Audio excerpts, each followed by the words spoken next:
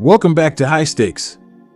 Today, we will be discussing the following NCAAF matches that is happening on Saturday, September 30th, 2023. We will be providing our team, total, and prop picks for the day.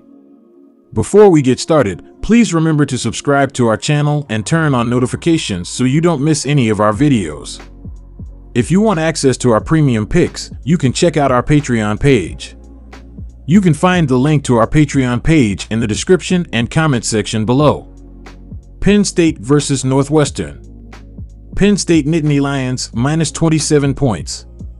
Penn State is 4-0 to start the season, and they are the number 6 ranked team in the nation. The Nittany Lions have come to play in the early portion of the season as they have defeated West Virginia, Delaware, and Illinois. In their last game, Penn State defeated number 24 Iowa 31-0 at home in a game where Penn State dominated from start to finish.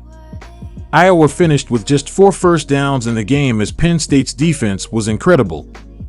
The Nittany Lions gave up just 76 yards of total offense, and they forced 4 fumbles in the win. Iowa finished the game with 17 running attempts, and Penn State thwarted each one as they finished with 17 total yards on the ground. On offense, Penn State was smooth as can be. Quarterback Drew Allard passed for 166 yards on 25 for 37 passing.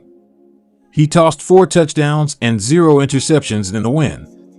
Tyler Warren caught 2 passes, both them for touchdowns from the red zone. Keandre Lambert-Smith was Allard's top target with 8 catches, 66 yards, and a touchdown. Allard is putting up some nice stats as he is averaging 225 yards per game through the air. He has thrown 8 touchdowns and has yet to throw an interception. Credit his offensive line because Allard has only been sacked twice so far. Running backs Katron Allen and Nicholas Singleton have been forces in the backfield. They are both averaging over 50 yards per game on the ground, and they have accounted for 7 of Penn State's 10 touchdowns. The Nittany Lions are averaging 40.5 points per game, which ranks 15th in the country. They are rushing for 210 yards per game, which ranks 20th. Penn State is passing for 239.8 yards, which places them 66th in college football. On defense, Penn State is allowing 8.8 points per game, which ranks 4th best in the league. They are allowing just 219.5 total yards per game, which is the best in the sport. The Nittany Lions are giving up 142 passing yards per game, which ranks 2nd. They are also holding opposing offenses to minimal rushing yards as they are giving up 77 yards per game, which ranks 11th. Penn State is 4-0 against the spread this season. They are 4-0 against the spread when they are favored by double digits. The over/under is 2-2 this season in the 4 games that have featured Penn State. The under is 2-0 when the total is 47.5 points or less. This particular matchup doesn't boast a storied history, with just 2 prior meetings between these teams. However, as newcomers to the Big 12, this game holds significance as both teams navigate their new conference. Slovis has displayed flashes of excellence this season, demonstrating his ability to sling the ball effectively. Yet, he's also shown a tendency to make mistakes and force plays under pressure. Satterfield, who previously coached at Louisville against Slovis at Pitt, brings valuable insights that give the Bearcats, 2-2 ATS, a distinct advantage. This advantage becomes even more pronounced considering the Cougars' current lack of a potent running game. Moreover, I have confidence in Cincinnati's offense to move the ball effectively against BYU's defense, which may reveal more about its true capabilities in the coming weeks. Although the Cougars, 1-3 ATS, have won both prior meetings between these schools, the last encounter took place in 2016. The dynamics have shifted since then, and it appears that this time around, the Bearcats are poised to change the outcome in their favor. Also take the under on Saturday. Northwestern is 2-2 this season, and it looks like they are moving past the hazing situation that cropped up this summer. Amidst turmoil, Northwestern has put together a solid start despite their issues. The Wildcats lost to Rutgers and Duke, which were both played on the road. Their 2 wins have come against UTEP and Minnesota at home. In their last game, Northwestern defeated Minnesota 37-34 in overtime on Saturday, September 23rd. Northwestern trailed 24-7 at halftime as the team came firing out of the locker room in the second half.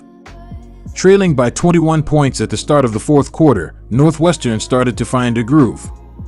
Cam Porter rushed in for a short touchdown, Ben Bryant found Bryce Kurtz for a 17-yard touchdown, and Bryant found A.J. Henning for an 11-yard touchdown to push the game to overtime. The touchdown to Henning was on the final play of the game as Northwestern moved the ball 80 yards in 2:05 minutes. In overtime, Minnesota started things out with a field goal. Northwestern finished the game on the following possession as Bryant found Charlie Mongiri on a 25-yard touchdown on the first play of overtime. Bryant threw for 396 yards and 4 touchdowns in the win. Kurtz caught 10 passes for 215 yards and 2 touchdowns as he dominated in the game. On defense, Northwestern came to play in the fourth quarter. They forced 3 punts and allowed Minnesota to move the ball just 52 yards in those 3 possessions. Northwestern is averaging 24 points per game, which ranks 91st. They are averaging 239 yards per game through the air this year, which ranks 65th in the nation. The rushing attack has been poor as they are averaging 98 yards per game, which ranks 122nd. On defense, the Wildcats are allowing 25.8 points per game, which ranks 80th. They are giving up 184 rushing yards per game, which ranks 115th. The Wildcats are the 35th ranked passing defense as their opponents are averaging 187 passing yards against them this season. Northwestern is 2-2 against the spread this season. They are 2-0 against the spread during home games. The over is 3-1 this season when Northwestern is featured in a game. The under is 2-0 this season when the total is 47.5 points or less in Penn State games this season. Penn State is solid on defense, and they can make a poor offensive team struggle to not just score, but move the ball. Northwestern is going to have a tough time on Saturday. The Wildcats' defense isn't the best, but they aren't so bad that the over is going to hit because of Penn State alone. Utah State versus Connecticut, UConn. Take Utah State, -6. Utah State's season has been a roller coaster, with their latest game culminating in a 45-38 home loss against James Madison. Despite this, the Aggies have shown glimpses of offensive prowess that could be their ticket to turning the season around. Quarterback McCae Hillstead has been a bright spot, throwing for 619 yards with 7 touchdowns and 3 interceptions. His performance has been bolstered by a dynamic receiving corps led by Terrell Vaughn, who has accumulated 347 receiving yards and 6 touchdowns. The Aggies' offensive stats are noteworthy. They rank 42nd nationally in passing yards per game and 63rd in rushing yards, indicating a balanced defensive strategy that could pose challenges for UConn's defense. However, the Aggies are not without their challenges. They've allowed an average of 34 points per game, ranking them 118th nationally in points allowed. This defensive vulnerability could be a significant factor, especially against a UConn team desperate for its first win. Additionally, Utah State will be without tight end Josh Sturzer, sidelined due to an undisclosed issue until early October. Sturzer's absence could limit the Aggies' offensive options, putting more pressure on Hillstead and Vaughn to perform. Despite these hurdles, Utah State's overall stronger offensive capabilities make them a formidable opponent for UConn. The Utah State Aggies come into this matchup with a clear statistical advantage that cannot be overlooked. Their offense, led by quarterback McCae Hillstead, has proven to be highly potent, with Hillstead amassing 619 passing yards and 7 touchdowns so far this season. In contrast, UConn's quarterback, Taquan Roberson, has managed just 500 yards passing and 3 touchdowns.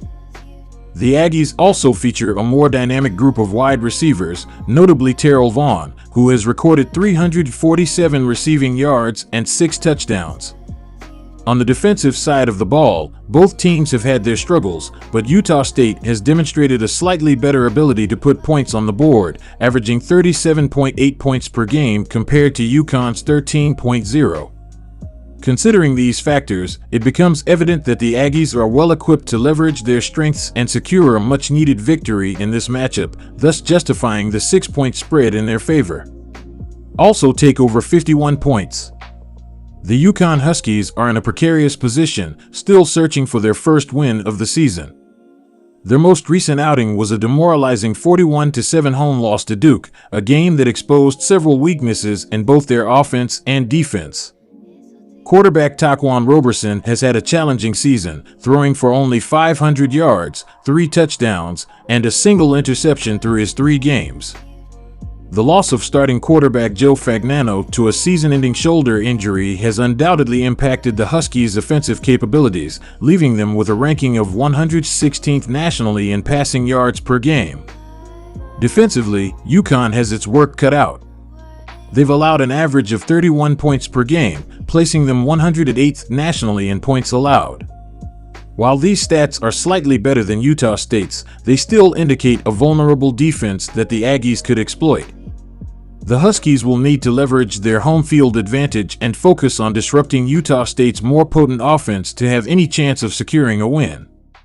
The game serves as a crucial opportunity for UConn to not only claim their first victory of the season, but also to build some much-needed momentum. Both Utah State and UConn have shown defensive vulnerabilities that make an over bet appealing. Utah State has allowed an average of 34 points per game, ranking them 118th nationally, while UConn has allowed an average of 31 points, placing them at 108th. These stats indicate that both teams are prone to allowing high scores, which could result in a high-scoring affair. Additionally, Utah State's offense has been relatively high-scoring, averaging 37.8 points per game, which is significantly higher than UConn's average of 13.0 points. Given these offensive and defensive statistics, it's reasonable to expect a game where the scoreboard gets a workout, making the over a solid choice for this matchup.